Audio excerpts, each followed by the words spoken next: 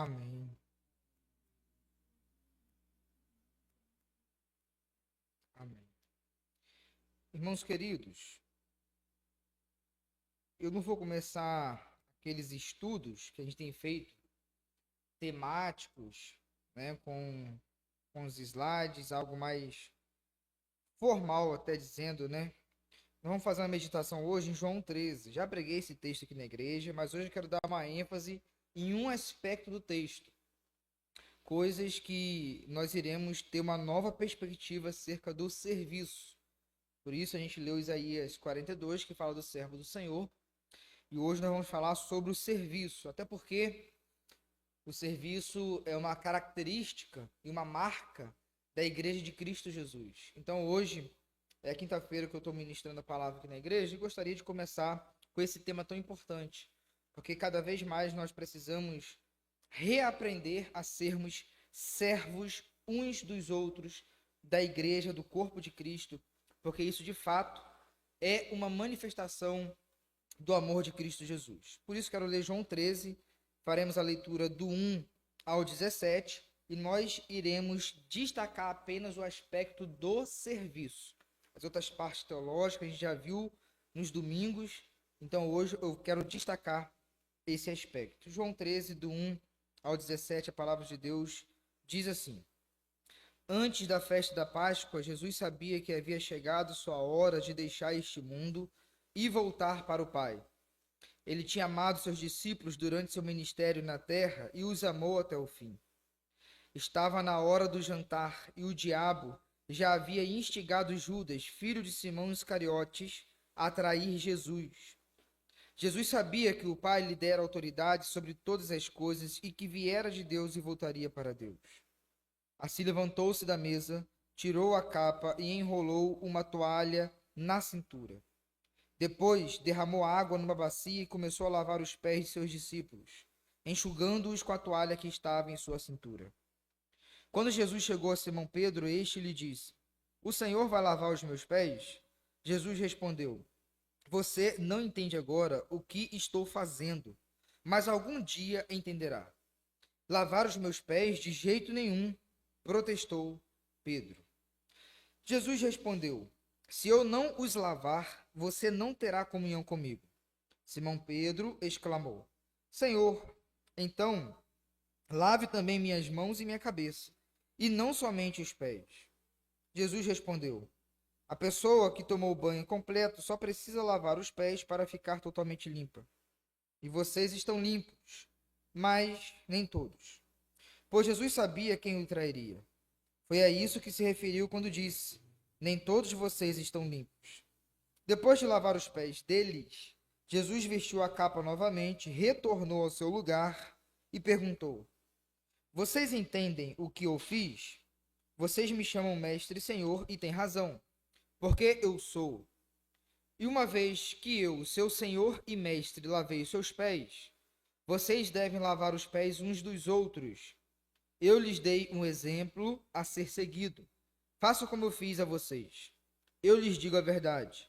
O escravo não é maior que o seu senhor, nem o mensageiro é mais importante que aquele que o envia. Agora que vocês sabem essas coisas, serão felizes se as praticarem. Irmãos queridos, como eu já falei inúmeras vezes, esses últimos capítulos falam das últimas horas de Jesus. Não da última semana, mas das últimas horas. E como eu disse em João 14, 15, 16, 17, as últimas palavras de Jesus mostram a sua importância. Porque Jesus escolheu as últimas palavras para serem registradas antes da sua morte. E de fato, quando uma pessoa pode escolher isso, de fato ela vai escolher aquilo que é importante. Mas não apenas as palavras. O gesto de Jesus, que foi um gesto de serviço, mostra o grau da importância que ele dava para esse ato tão importante. Perto da sua morte, a cena que Jesus faz, que irá dramatizar diante dos seus discípulos, é de um servo, e de um servo baixo, porque apenas os escravos, e provavelmente o escravo estrangeiro, faria esse tipo de serviço, lavar os pés de outros judeus.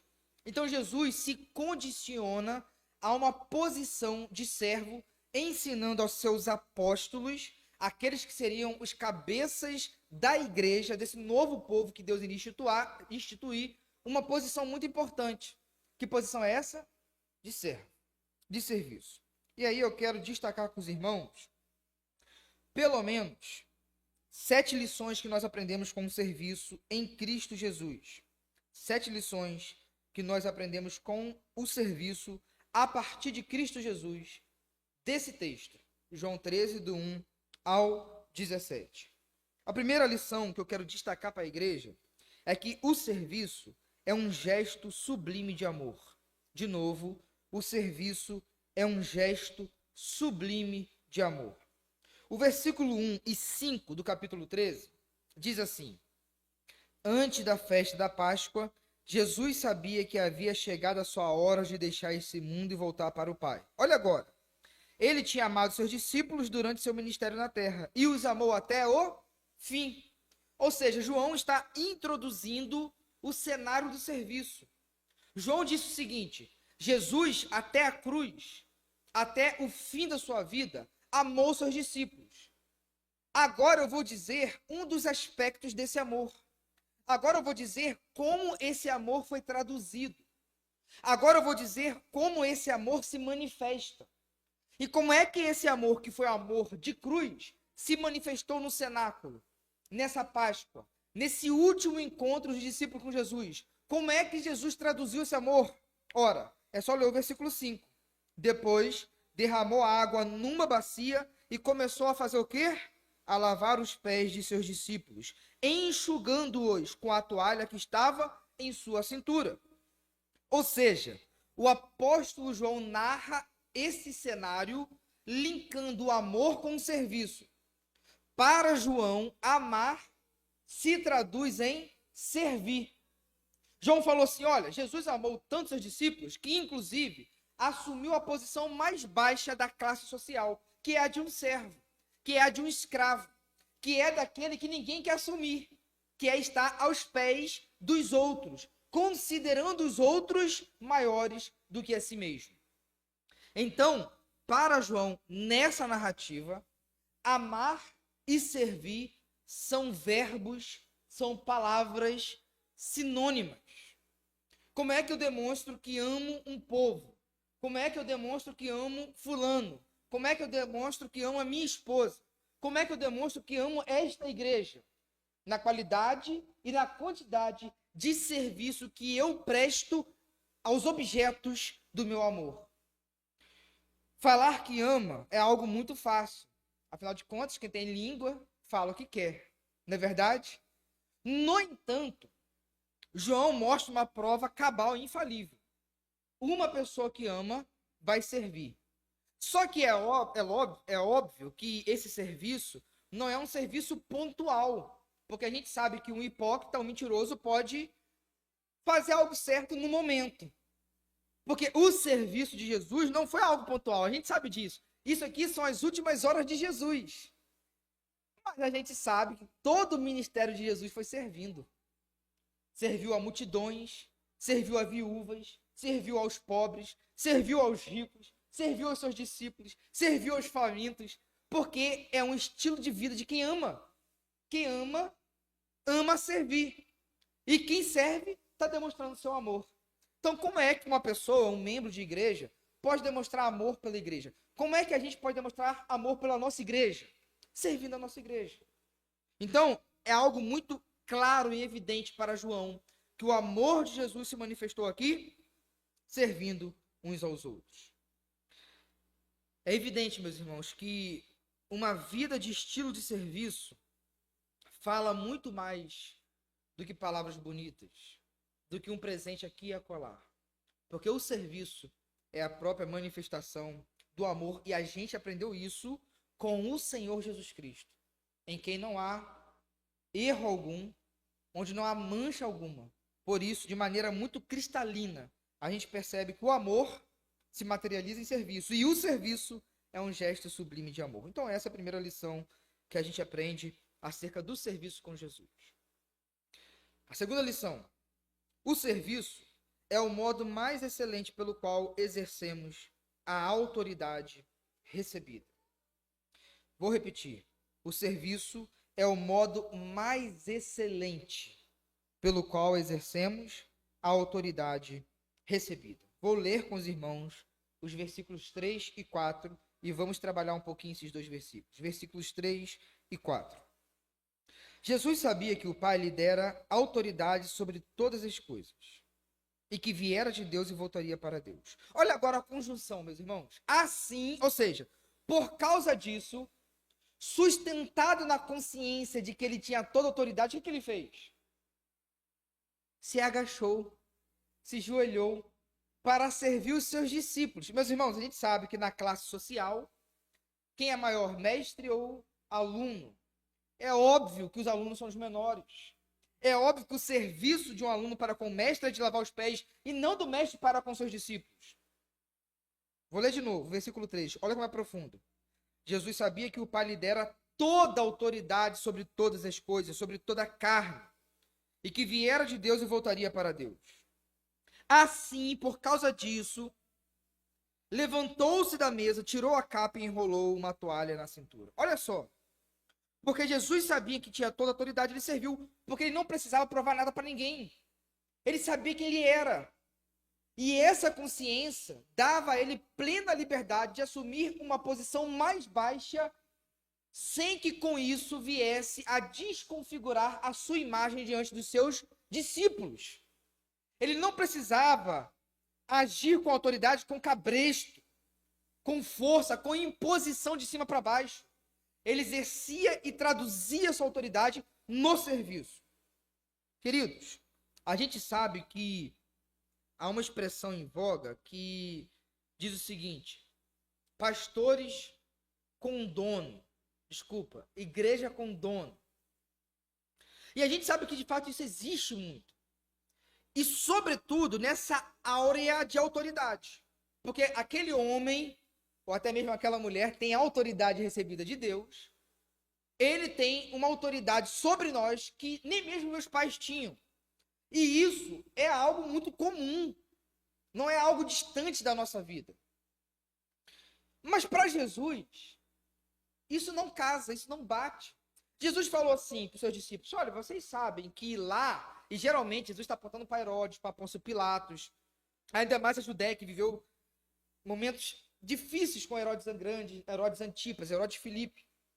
E ele fala assim, ó, lá, aqueles que têm autoridade e a exercem, funciona assim, eles mandam, os de baixo obedecem. Aí Jesus fala assim, olha a distância que Jesus faz do seu povo para os governantes. Aqui, ou seja, entre nós, não. Lá é assim, aqui não. Quem quiser ser o maior, que seja o menor. Quem quiser ser o primeiro, que seja o último. Aquele que quer ser o maior, seja servo. Então observe que a autoridade deve ser traduzida por serviço. Por isso, títulos, posições sociais, eclesiásticos, no trabalho, onde for, não deve subir ou envaidecer a cabeça de um cristão. Eu estudei com uma pessoa, desculpa, eu não estudei com uma pessoa. Eu morei no seminário com uma pessoa que estudou lá. Que falou o seguinte, rapaz, Juninho, quer saber de uma coisa? Se eu fosse Deus, eu eliminava pelo menos 1/3 da terra. Rapaz, tá o bichão mesmo, hein? Provavelmente você estaria aí dentro dessa porcentagem. Assim, cara, isso é um grau de soberba tão grande. Você tá falando que você é mais sábio que Deus. Porque tá falando assim, se eu no lugar de Deus fizesse, significa que ele que está lá, naquele lugar, não faz, é menor do que eu. Assim, rapaz, que loucura é essa que você tá falando? Ah, mas tem um monte de gente que não presta. Bem-vindo ao time. Bem-vindo ao time. Agora observe, essa pessoa só imaginou estar numa posição de autoridade e poder. Imagina se ele tivesse. Porque o poder, de fato, corrompe. Já foi dito que poder corrompe. Pouco poder corrompe pouco. Muito poder corrompe muito. Queridos, e o poder absoluto corrompe absolutamente. Agora, aqui está o homem que tem o poder absoluto. Ele não teve devaneio. Ele não teve um espírito assim que, para bater os primos que eu mando em tudo. Sabe? Do imperador da Coreia do Norte. Que manda em uma parte do globo. Imagina. Mas é uma mentira. Os falsos ditadores. É uma mentira. acham que estão no trono da história, mas não estão. Agora aqui está um homem que de fato tem, porque ele sabe que tinha toda a autoridade sobre todas as coisas, porque Deus lhe deu. E o que ele fez? Serviu. Então, para mim, é muito evidente, agora trazendo para o âmbito eclesiástico. Se tem um lugar que a gente espera florescimento de virtude é na igreja. Se é um lugar que a gente tem que esperar. Então, para mim, é muito evidente que é contraditório. Pastor autoritário. O pastor deve exercer autoridade. E ele não deve se eximir. Não deve se eximir. Mas ser autoritário é diferente. É diferente. Então, observe que para Jesus, e ele está ensinando seus discípulos nas últimas horas da sua vida, que aquela pessoa que tem autoridade precisa servir aqueles que Deus colocou como pessoas que estão abaixo dela. Então, esse é o jeito que para Jesus funciona a autoridade. Eu vou ler uma frase do Hernán Dias Lopes, muito impressionante, que diz assim: a grandeza no reino de Deus não é medida por quantas pessoas estão a seu serviço, mas quantas pessoas você está servindo. Então, de fato, acredito muito nisso. E em Jesus Cristo a gente encontra esse parâmetro. Terceira lição que nós aprendemos com o serviço é que o serviço é um belíssimo jeito de considerar o outro superior a si mesmo. O serviço é um belíssimo jeito de considerar o outro superior a si mesmo. Queridos, Paulo fala assim em Filipenses 2, versículo 13 e 4. Olha o que Paulo fala. Como é que as pessoas devem se relacionar na igreja? Qual é a expectativa de Deus quando as pessoas devem se relacionar na igreja? Aqui é Paulo escrevendo. Desculpa. Nada façais por partidarismo ou vanglória, mas por humildade. Olha agora, como é que eu vou traduzir a humildade? Considerando cada um os outros superiores a si mesmo. Não tenha cada um em vista o que é propriamente seu, senão também cada qual o que é dos outros. Então, para Paulo, o espírito que deve reinar na igreja é o seguinte: quando eu olho para Marilson, eu estou diante de alguém que é maior do que eu. Esse é o espírito de acordo com Paulo que deve operar na igreja. Quando eu olho para o Charles, rapaz, Charles é maior do que eu. Quando eu olho para irmão Odete tem mais dignidade do que eu. Quando eu olho para a Samília tem mais dignidade do que eu. Quando eu olho para uma criança, que Deus tem todo um cuidado especial, essa criança tem mais dignidade do que eu. Então, a gente deve se relacionar assim uns com os outros. Principalmente na igreja. Principalmente na igreja. E por que isso é importante? Por que servir é o belíssimo jeito de considerar o outro superior? Porque a máxima a gente tem. Eu preciso considerar o outro superior a mim mesmo.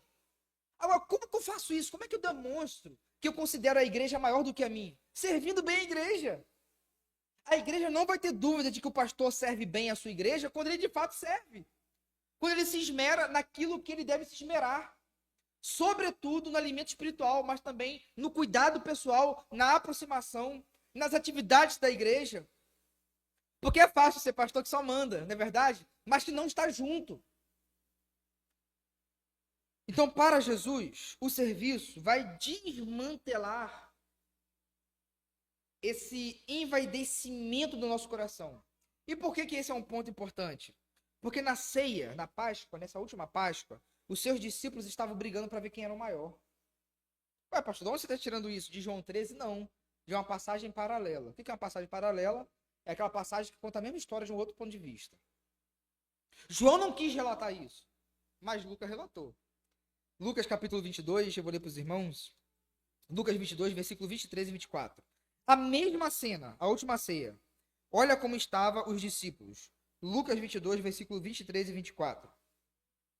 Os discípulos perguntavam uns aos outros qual deles faria uma coisa dessas. O que? Traição. Olha agora o versículo 24. Depois, começaram a discutir entre si qual deles era o mais importante. Meu irmão, uma coisa é eu considerar eu mais importante que o Charles. Não falar nada, ficar aqui só no meu coração. Eu sou maior que o Charles mesmo. Eu sou pastor. Não é não, Charles? Sou pastor. Uma coisa é no coração. Eu tô sendo hipócrita aqui, tô mentindo para vocês, falando que eu considero vocês maiores. Mas no meu coração, só Deus sonda, não é verdade? Mas aqui os discípulos não tinham esse pedigree, não. Os discípulos estavam discutindo na cara. Eu sou mais importante que você. Entende como que Jesus está lidando com um grupo de pessoas que estão cheias de problemas? Era a última Páscoa, era a ceia. Jesus estava instituindo ali a ceia. E eles estão brigando quem é o maior. Lucas fala que eles começaram a discutir entre si. A mãe de Tiago e João foi doidona. Chegou para Jesus e falou assim: olha, Senhor, vamos fazer o seguinte. Assegura a vaga dos meus filhos aí. Quando você se assentar no trono, que um se sente à sua direita e à sua esquerda. O que você está pedindo? Observe que eles estavam de fato disputando para ver quem era o maior. Aí Jesus vem, o maior, o mestre. Estão discutindo. Eu não vou dar uma lição de moral aqui falando, não. Deixa eu demonstrar uma coisa aqui. Gente, imagina Jesus de cena. Pegando a toalha, amarrando, pegando a bacia com água. Todo mundo começou a ficar olhando assim. Gente, o que Jesus vai fazer? Não acredito. Aí Pedro, não, vai lavar meu pé não. Orgulho puro. Não era nenhuma humildade aquilo ali. Era orgulho, meus irmãos. Um orgulho disfarçado. Os irmãos conseguem perceber que não tem nada de humildade em Pedro? Tanto é que Jesus vai repreender ele. Não, em mim não. Ele está querendo de fato atestar que ele é maior. Então observe que Jesus está cravando o orgulho dos discípulos. Vocês não são os maiores. Porque se vocês entendessem a regra do reino, não do reino de César, de Tibério, que estava aqui no governo no momento, não é esse reino. Se você entendesse do reino dos céus, vocês iriam primeiro se levantar e lavar os pés uns dos outros. Banco diferentão. Isso aí. Ele sempre tenta sair na frente. Não, não vai lavar meu pé, não. Se eu não lavar, não tem que comer comigo. Então lava tudo. Pedro, não precisa. Pedro, você está tentando se reafirmar na frente do povo. Não precisa disso. Não precisa disso. Eu não sei se os irmãos já tiveram experiência de conhecer pessoas que não tem problema nenhum de querer ser o melhor. É muito chato. É muito chato. Olha, eu já convivi com uma pessoa, um cidadão, que estava estudando para ser missionário. Imagina se esse povo vai para o campo missionário. Graças a Deus não foi. Mas que sabia tudo. Sabia tudo. Era assim, bonzão. E sempre tinha a necessidade de reafirmar. Não, porque eu sei. Não, porque eu já fiz. Não. Assim, rapaz, tá fazendo o que na escola então? Entende? Então, sim, a gente precisa entender que é uma máxima considerar o outro superior. E como é que eu vou considerar o outro? Falando, Marisa, você realmente é mal educado. Não, servindo Marisa. Não tem outro jeito. E aí, meus irmãos, agora uma coisa assim, bem pastoral, porque faz parte, porque nós somos pecadores. O mundo ideal é que a gente viva assim mesmo, servindo todo mundo com alegria.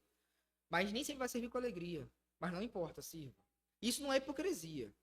Isso é ser cristão. É negar a si mesmo, tomar a sua cruz e seguir. Para a gente também não cair no mundo ideal. Mas observe que essa é o jeito de considerar o outro superior. Quarta lição. O serviço é a maneira mais adequada de imitarmos a Jesus.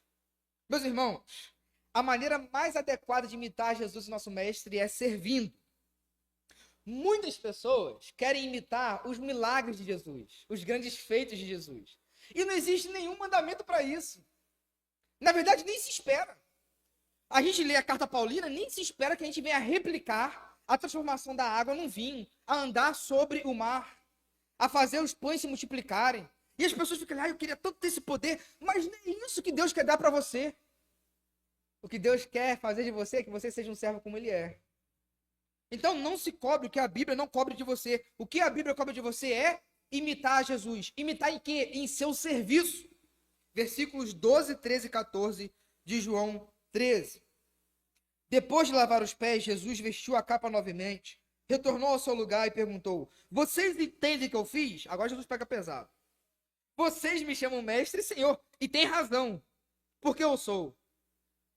E uma vez que eu, seu senhor e mestre, lavei seus pés, vocês devem lavar os pés uns dos outros. Então, irmã Odete, irmã Marilza, Charles, Samiri e Juninho, o Senhor espera de nós que a gente venha fazer grandes milagres? Não. O Senhor só quer que a gente ande no contramão do mundo, onde todo mundo, na guerra de vaidade, de egoísmo, o Senhor quer que a gente venha se prostrar e servir uns aos outros. Isso é imitar Jesus. Isso é imitar Jesus. E isso é impressionante porque Jesus serviu, inclusive, seu inimigo. E é impressionante porque João fala que Jesus sabia desde o início quem iria trair. Mas João também fala que ele lavou o pé de todos, inclusive de Judas.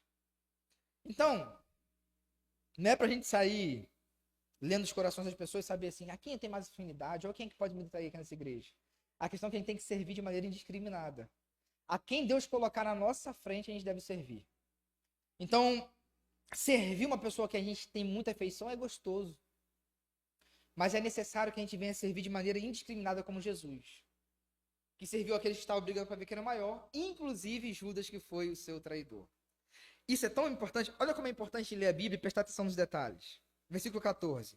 Uma vez que eu sou o seu Senhor e Mestre, lavei seus pés, vocês devem lavar os pés uns dos outros. Observe que Jesus falou assim, vocês têm que lavar meus pés. Porque lavar o pé de Jesus não seria difícil, meus irmãos. Talvez teria briga. Entendeu? Aí Jesus fala assim, mas aí não é comigo não. Vocês estão brigando para ver quem é o maior, não é?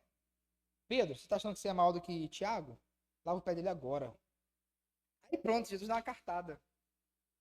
Jesus falou, vocês devem me imitar. Mas me imitar não comigo. Me imitar com o seu irmão. Porque falar, Jesus, te agradeço. A oração vertical é muito fácil. Mas chegar para um irmão que é chato, que é enjoado. E vamos ser assim, bem real mesmo, bem sincero. Paulo fala para a gente suportar uns aos outros em amor. Por que precisa suportar um ao outro em amor? Porque tem gente que é chata. Tem gente que é enjoado. Tem mesmo que dá dor de cabeça. Mas Paulo fala, suporte em amor. Suporte em amor. Essa é a vida de igreja. Tem que ser bem sincero. A gente precisa servir uns aos outros em amor. Então a gente precisa entender que imitar Jesus é servir uns aos outros. Talvez, meus irmãos, lavar o pé de um pastor, vamos falar de autoridade, seja muito fácil. Mas o Senhor quer que você consiga vencer a si mesmo e lave o pé do seu pior inimigo, como Jesus lavou o pé de Judas. Agora vamos. Acredito que todo mundo entende aqui que lavar o pé, pra gente hoje, significa qualquer coisa menos lavar o pé. Tá bom, meus irmãos? Não é o lava-pé em si. Pra gente não, pros judeus de fato era. Mas pra gente não significa que eu vou chegar, meu pior inimigo vem aqui na frente da igreja e lavar o seu pé. É servir. Qual o serviço que eu vou pegar uma posição que ninguém gostaria de fazer por amor àquela pessoa? É isso, é servir. Quinta lição e penúltima. Desculpa, são 7, né? Eu falei 6, mas eu acrescentei mais uma aqui. Eu vou falar rapidinho a quinta e a sexta pra gente ir pra 7. É que o serviço, além de ser uma imitação na ordem, então não é uma questão assim de eu vou me identificar com Jesus, já me identifico com Jesus naquela parte, mas não servir não. Jesus deu uma ordem. Olha, se meu exemplo é suficiente, o versículo 15 e 16 fala assim, eu lhes dei um exemplo a ser seguido. Façam como eu fiz. Eu lhes digo a verdade. O escravo não é maior do que o seu senhor, nem o seu mensageiro é mais importante do que aquele que envia. Faça o que eu fiz. Então é uma ordem. É uma questão de obediência. Servir não é uma questão de empatia. É bom de servir com empatia. Mas é uma questão de obediência ao nosso Senhor, que tanto nos serviu. Vamos para a sexta lição agora, para te adiantar o sexto e o sétimo. Agora, uma coisa aqui que é muito contra-intuitivo. Sexta lição que a gente aprende com o serviço. Isso aqui é muito contra-intuitivo, muito contra-intuitivo. Isso aqui é muito contra a nossa carne pecaminosa. O serviço é uma fonte de verdadeira alegria. Se eu fizesse uma enquete aqui, quem quer ser alegre? Todo mundo levantaria a mão. Todo mundo são, pelo menos, levantaria a mão. Todo mundo quer ser feliz, todo mundo quer ser alegre. Todo mundo quer ter bem-estar. Mas quais são os meios que as pessoas escolhem? De ser serviço. De ser servido. E não de servir. Mas olha só o que Jesus falou no versículo 17. Agora que vocês sabem essas coisas, serão felizes se as praticarem. Ou seja, bem-aventurados. Meus irmãos, foi Jesus quem falou isso, não foi qualquer pessoa. Teólogo erra, pastor erra, psicólogo erra. No caminho de encontrar a felicidade, muitas pessoas erram, mas Jesus não, porque Jesus é Deus, é um homem sem pecado. E ele falou que se a gente servir uns aos outros, nós vamos descobrir a felicidade. E geralmente é assim mesmo. O serviço cansa. Às vezes é necessário a gente dar um stop, porque também nós somos humanos. Descansar também é um mandamento. Se fosse fácil, não seria um mandamento, correto? Descansar também é necessário se desligar. Mas o estilo de serviço gera em nós um bem que, de outra maneira, a gente não encontra. É algo peculiar ao serviço. E, de fato, na caminhada cristã, se os irmãos conversaram um dia com um missionário que já sofreu muito no campo, e ele vai falar das agruras da vida, porque dói. Ser pastor, às vezes, dói. Ser pai, às vezes, dói. Mas, no descobrimento da missão, e nesse cumprimento, a gente encontra uma pérola assim muito preciosa. Rapaz, eu me encontro tão bem fazendo isso. Por mais que canse, por mais que doa, existe uma satisfação em servir. E Paulo falou que é muito mais feliz aquele que dá do que aquele que recebe. É o mesmo entendimento do que Jesus está nos ensinando. Queridos, ser servido é bom.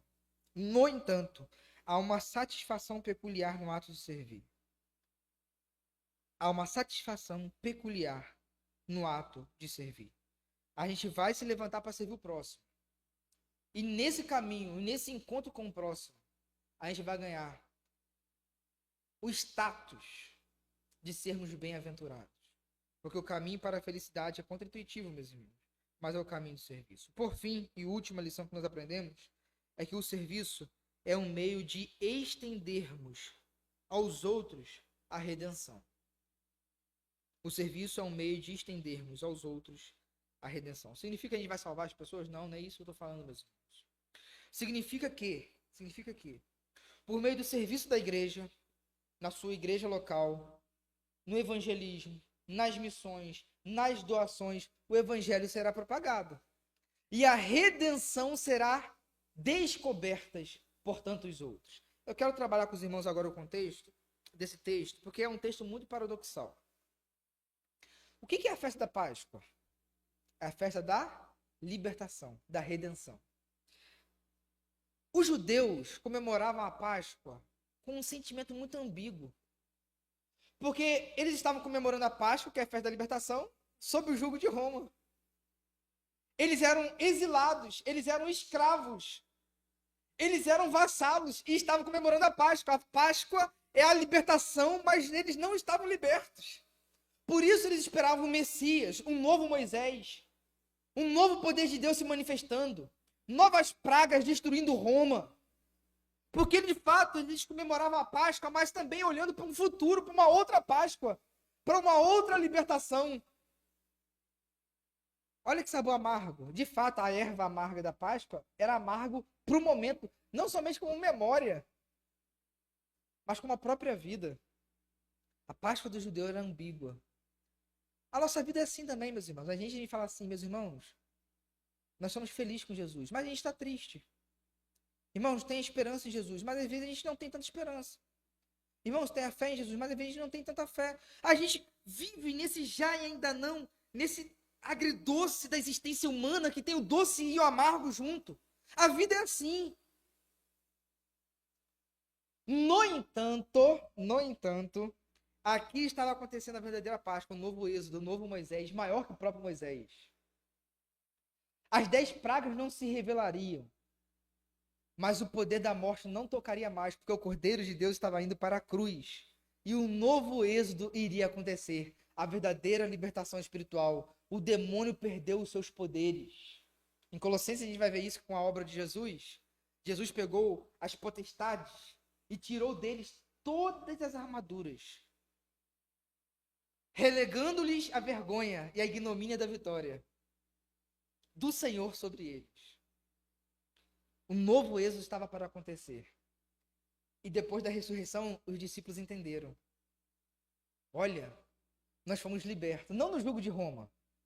Porque os israelitas saíram do Egito, mas viraram vassalos de outros povos. Por exemplo, Síria, depois a Síria, depois Grécia, Pérsia antes. Teve a Babilônia, teve Roma, enfim. Esses impérios poderiam cair, levantar aí, mas agora não. Agora a libertação em Cristo Jesus, a redenção verdadeira foi concluída. E o poder do diabo, o poder do pecado, o poder da morte já não tem mais poder sobre o seu povo. Meus irmãos, como isso é libertador? Não há mais possibilidade do diabo nos escravizar de novo. Não há mais possibilidade, irmão Deste, do pecado de escravizar. Irmão Charles, irmã Marilza, Samile, do pecado de escravizar. Não há Egito, não há Roma, não é nada. Porque agora a verdadeira Páscoa, o verdadeiro êxodo foi feito na nossa vida. Por isso que a gente canta com alegria. Porque a gente de fato foi liberto do poder do pecado. Esse é o verdadeiro êxodo. Toda aquela história de poder era apenas uma sombra da verdadeira história que haveria de vir. O Cordeiro de Deus que foi imolado e que nos libertou e que cumpriu o verdadeiro êxodo para a nossa vida. Amém, meus irmãos? 7 lições que nós aprendemos com o serviço. Vou ler os tópicos agora. O serviço é um gesto sublime de amor. Segundo, o serviço é o modo mais excelente pelo qual exercemos a autoridade recebida. Terceiro, o serviço é um belíssimo jeito de considerar o outro superior. Quarto, o serviço é a maneira mais adequada de imitarmos a Jesus. Quinto, o serviço é uma ordem do Senhor. Sexto, o serviço é uma fonte verdadeira de alegria. Sétimo, o serviço é o meio de estendermos a redenção aos outros. Amém, meus irmãos? Que a gente em 2025 possa caminhar em serviço.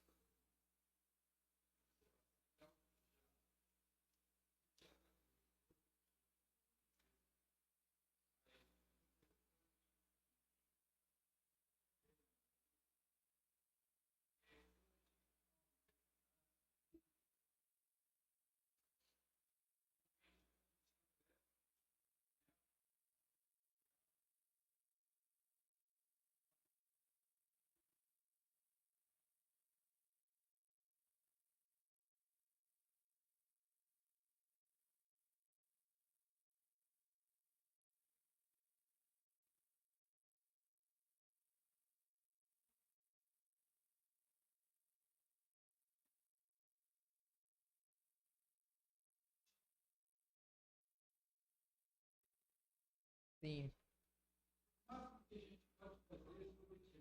correto.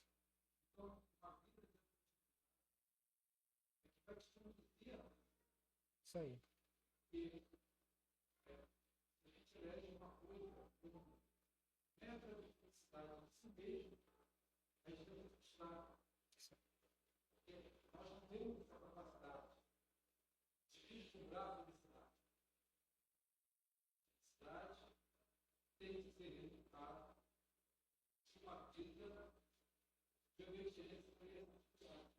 Isso aí.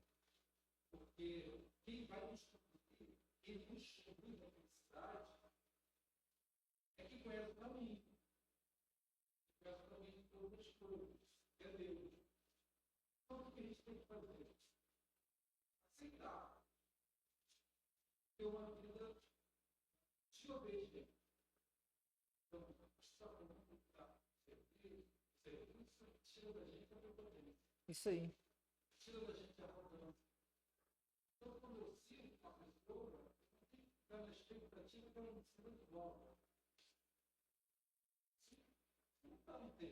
Uhum. Isso aí.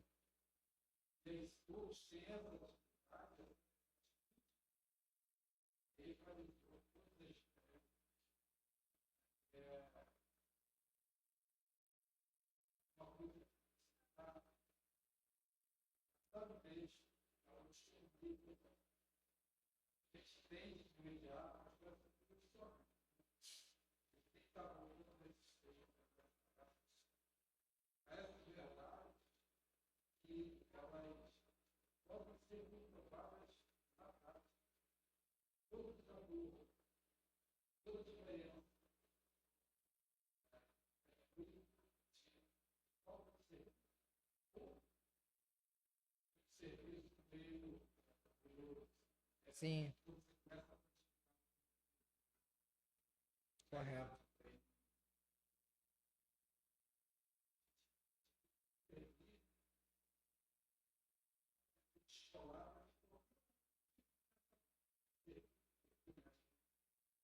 Isso aí.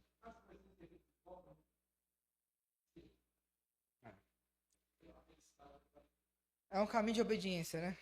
Não um contrato, é um caminho de obediência. Meus irmãos, não tem como a gente escolher ser feliz. Isso é uma impossibilidade. Tem como escolher ser obediente. E a felicidade nos encontra. Não é a gente que encontra a felicidade. É a felicidade que nos encontra. Agora, é lógico, nós somos cristãos. A gente sabe que a palavra de Jesus não erra. Às vezes a gente tem receio de obedecer. Por inúmeras razões. Vozes alternativas, medo, receios, a cultura. Mas a palavra de Jesus está lá, firme. E Jesus disse que aquele que constrói sua casa nas palavras do Senhor pode vir tempestade e a casa permanece intacta. Amém, meus irmãos? Excelente observação. Muito bom nós podemos conversar acerca da palavra de Deus. Que o Senhor continue nos conduzindo, né? E que a palavra do Senhor sempre tenha primazia em nossa igreja. Nós vamos orar, agradecer ao Senhor por esse momento. Falei isso domingo, mas como é quinta-feira, né? Muito bom estar aqui de novo, voltar às quintas, poder trazer a palavra do Senhor, fazer aquilo que eu amo fazer isso aqui. Muito bom estar com vocês, tá bom, meus irmãos? Vamos orar? Vamos colocar de pé? O Samir estava de férias, né? Aí, alguns dias a gente batava assim. É bom ter férias, é necessário. Mas às vezes a gente estava almoçando lá, poxa, saudade da igreja, né? Saudade. Isso é um bom sinal, né?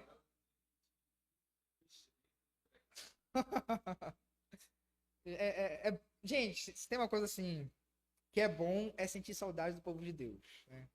Muita gente tem saudade de tanta coisa errada, mas saudade da nossa igrejinha. Aí a gente até visita outras, mas nossa igrejinha é nossa igreja, né? Mora no coração. Vamos orar então. Vou pedir a Samiri que esteja orando e nós vamos encerrar o culto essa noite.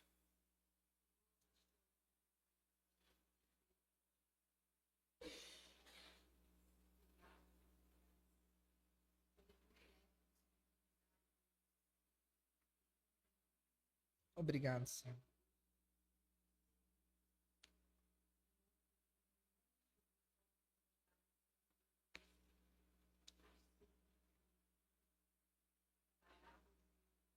Amém.